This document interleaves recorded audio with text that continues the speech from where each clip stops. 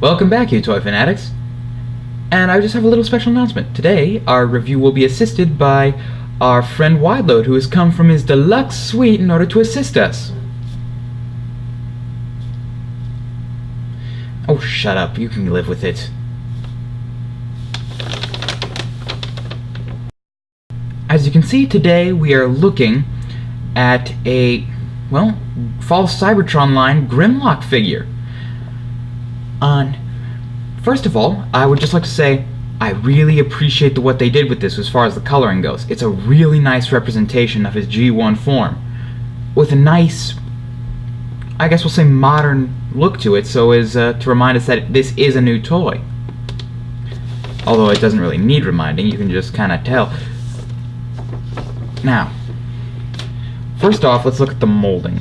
It's cast in sort of a gold plastic with what looks to be, hold on, pick up, some kind of a shimmer effect in it, with some gunmetal gray paint apps in the torso. As you can see, throughout the body are placed, throughout the torso are these little orange translucent pieces of plastic. And here's what I really liked. His symbol. I've never seen an actual Dinobot team symbol. I mean, I've seen the Wreckers team symbol, but never a Dinobot one. Probably just because I'm behind the times. In the limbs, cast in a more silvery plastic with red paint apps, and then these claws around his hand are cast in the same plastic as the torso. The molding itself, it looks like this. Look, I haven't played the video game, but I have seen a few cutscenes. It looks like this was originally meant to be a tire before he was reformatted or something.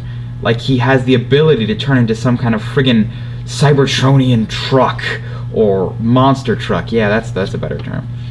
Again, on the same side. Now, let's take these off and we'll look at them separately in a little bit. The legs, about the same thing. They've got a more... They almost look cartoony to me as far as the looks go and the aesthetic. All in all, oh, and the head sculpt. I gotta mention this head sculpt. It's a lovely take on the classic look. No mouth, one single eye lens, and it's got some crazy light piping. Just like almost half of the back of the head is light piping. Casting gunmetal gray. It does have some articulation, although it's on a rather tight ball joint. And as far as the limb articulation goes, here it's tension joints, but ratchets. And extremely tight ones, too. I'd be careful. When I first transformed him, I was actually a little bit frightened. Again, tension joints in the legs, you can... But there's not really enough give to situate it between tensions. And the knee, again, another ratchet. And everything looks great from the front, but then you kind of turn him around. Yeah, he doesn't look like a robot in disguise anymore. He looks like a robotic T-Rex trying to pretend to be a robot.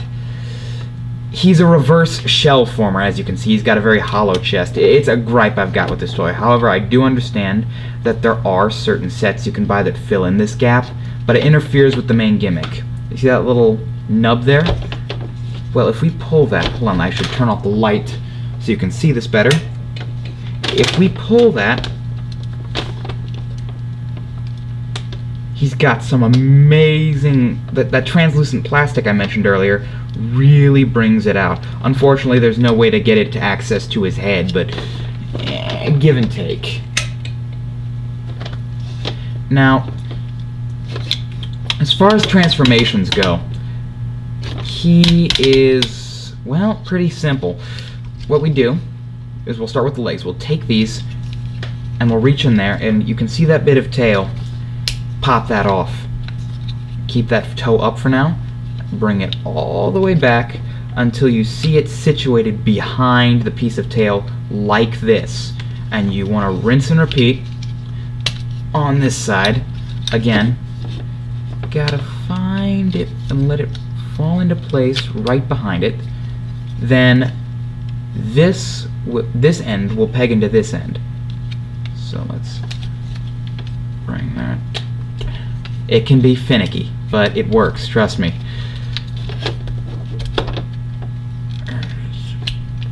Come on. I swear to God, I'm a professional. Ladies and gentlemen, my competence is circling the drain. Okay, there we go. It doesn't snap, but it does peg, and then you just want to push these down, and that will slot in between them, and then you push the feet down. Then you take the arms, and these have got some crazy ratchet joints. You want to spin, so you want to rotate them like this, and like I said, everything's tight, so everything wants to fight you. Man. Grimlock, I know he was like a fighter, but don't be a finicky transformation. I mean, come on. This has happened to me a few times, and I don't know why they thought it was a good idea to friggin' lock it up. Hold on. There we go. But as you can see, the tail right there. Lock those down. Pop it in. Take the legs, rotate the arms, what will soon be dino legs, and these will ratchet a little bit. And you have to work with these a little bit. It's best if you move out the T-Rex head, now that I think about it. Fold the arms down. Take the legs. Now they'll pop into place a lot easier. And there is a peg, and that's just meant to pop in behind there. Again, second verse, same as the first. And it should find its little place there. Then what you want to do is come down to the legs, take this part with the two claws, lift it up, and then fold that fist in. Same with the other leg. And then you just kind of have to fiddle him around a little bit until you get him to a place where he stands.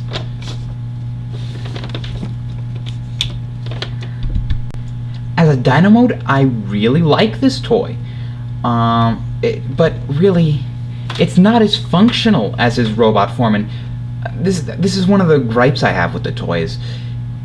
I hate it when a transformer loses functionality. Quit messing around. Looking at the molding itself. Right now I should probably show you where that light gimmick from earlier comes. You can see that nub again. It actually pushes open his mouth, and again, I would avoid looking directly, well, not again, right now, I would avoid looking directly into his mouth, except from the side or maybe at an angle, because that's a very powerful LED, and unless you want an impromptu cataract surgery, it's best to avoid it. Now, he doesn't have much articulation unless you want to cheat and fiddle around with the ratchet joints.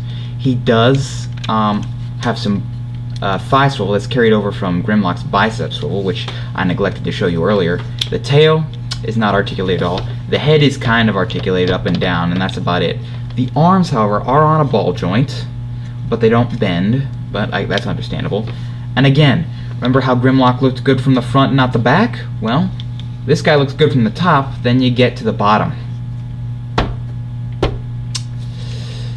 Again, now it looks like a robot who's actually trying to hide. Oh boy. This is by no means a bad toy, but I hate that someone had to design and then independently sell a set that would allow you to cover this bit up. I mean, that shouldn't be a thing. I don't know why, but you know, as long as as long as you use him as a display piece, though, he's perfectly fine. He's actually an amazing display piece. But you know what? He does have a good transformation. It's simple. It's easy to remember. It's intuitive. It's intuitive. I love it when it's frickin' intuitive. And you know, now he doesn't have to push the spine back all the way and make his mouth open. I mean, you can kind of ventriloquize him. You know, right now he's still, cause you know him Grimlock, him. It's like me Grimlock, me king of beasts. Except Grimlock doesn't roll his R's, I don't think. But yeah, I wish this had more playability and not just a transformation. Now we come to his accessories, his sword and his shield, which as far as I know do not have names. I like the thought that put into it, but I don't see Grimlock using tools. He was a brawler. But I do like that they made it look like a brawler. So he's got the serrated back here, serrated front, and his shield just kind of looks like it was slapped together. It actually looks like a brawler's bit, and I like that. It's really appreciated. I still got him in Dino mode, so I'm going to show you what these pegs are meant to do in his Dino mode. There are peg holes in his hips, and you're supposed to peg those in there so that, hold on, sorry, gotta find the peg hole. It's hard to do through a viewfinder. Yeah, I don't like this. It doesn't look good anymore. So if I were to display him in Dino mode, I'd have to take the weapons off. Here's an idea. Why don't you look at this picture, this funny little picture I put together, while I change him over to his other mode, so I can actually give you so I can give you my final diagnosis on this toy. All in all, this toy, I really appreciate the toy. I really like the fact that we now have a new Grimlock to work with. I'm not looking forward to the one from the movie. Please don't mention the one from the movie. But all in all, I do really appreciate that they tried to give us a modern Grimlock. But it seems to me like this toy was just trying a little bit too hard to try to emulate the simplicity and lovability of the original one. Like, the ratchet joints in the shoulders are too tight. The tension, again, there's no give in the tension joints in his hips, so he can't pull off any cool poses. And you shouldn't have a T-Rex with weapons strapped to him. I would have really appreciated if they had done something with the legs here, so you could like hide the sword in between them when they were in his tail mode. And then this could have probably gone to use as a stomach plate. You know, it's just, again, I think they were trying just a little bit too hard. But you know what? I'm gonna give it, if I were to grade it, it would have to be a C. It's a nice toy. It's the kind of Transformer I would pick up off a shelf and fiddle around with it when I felt like fooling around with a Transformer. But it's not something I would use for anything but a statue most of the rest of the time.